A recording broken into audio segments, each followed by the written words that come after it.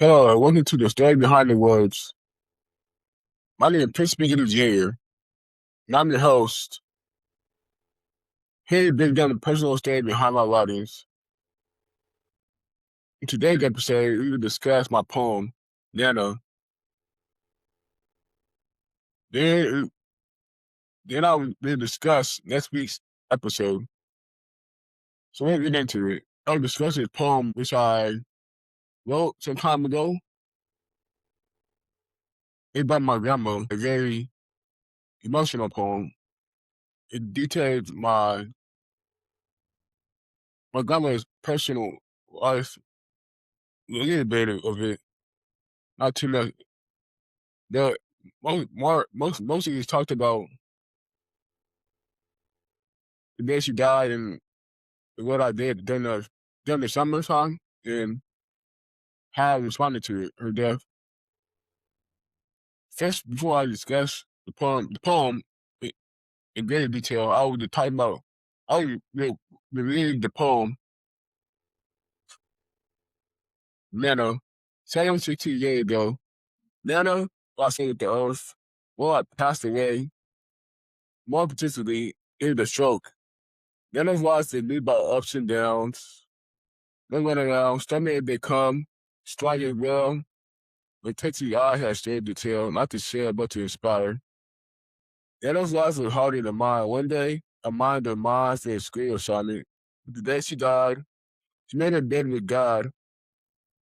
God came out something weirdly. Hard. Took a trip to New York to see my dad's family. The day she died, I found her head face down on the table. In my maze of mind, I was bending by the moment. Called 99, called 911 in a city shop. The funeral was draped in tears, but she was loved because of the death called Nana. In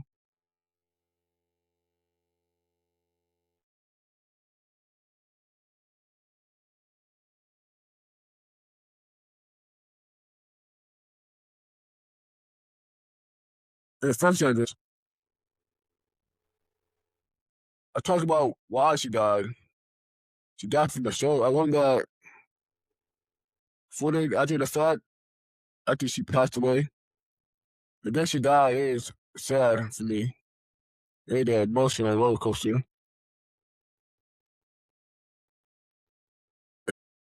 First thing I did was I was shocked at first, and I kept calling her name over and over again.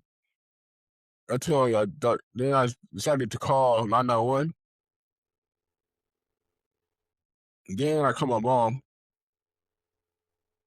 and when she came home, I cried very, very emotionally the day she died.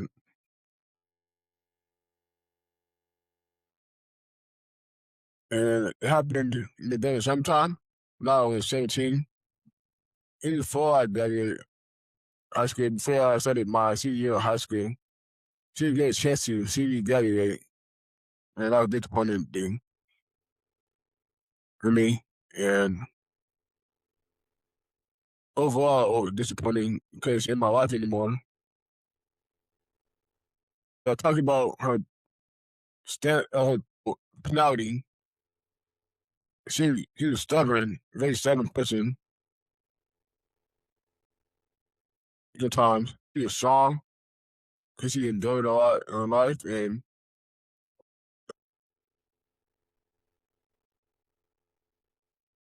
talking about where she grew up. She grew up in Texas.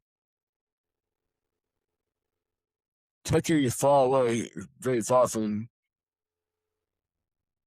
it's the biggest state. I grew up there.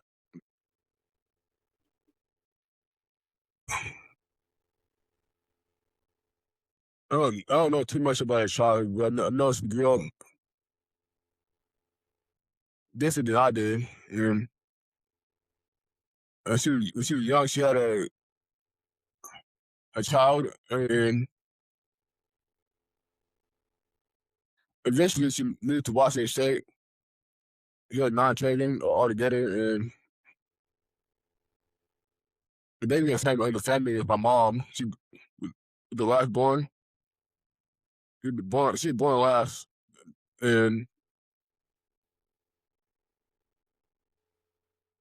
I remember doing an assignment on her life, and it was somewhere between 10th and 11th grade. I believe can't remember which which grade I did it in. But I remember one year about her life. During that summer when she passed away, I took a trip, a couple of trips after she passed away. And I guess you could say it is, I don't know if you can say it, but divine intervention, I guess. Maybe, maybe not.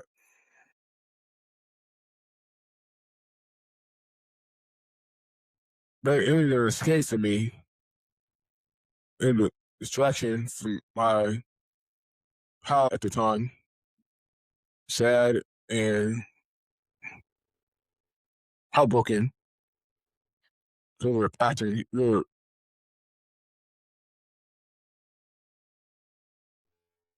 lived most of my childhood with her and my mom lived together.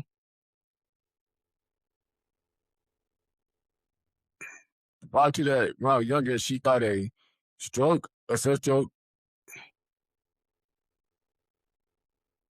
And then the day she died, is intense, emotions. I called 911. I mentioned earlier, I was in a state of shock. The day the day she died, 2 days later, and I had to say goodbye to her.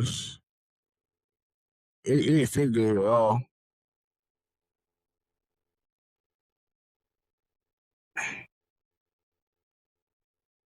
And I seen her, I cried a lot. I cried like a baby.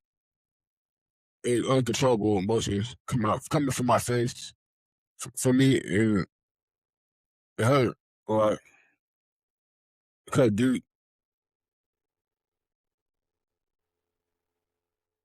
today we discuss why she passed away, why my grandma passed away,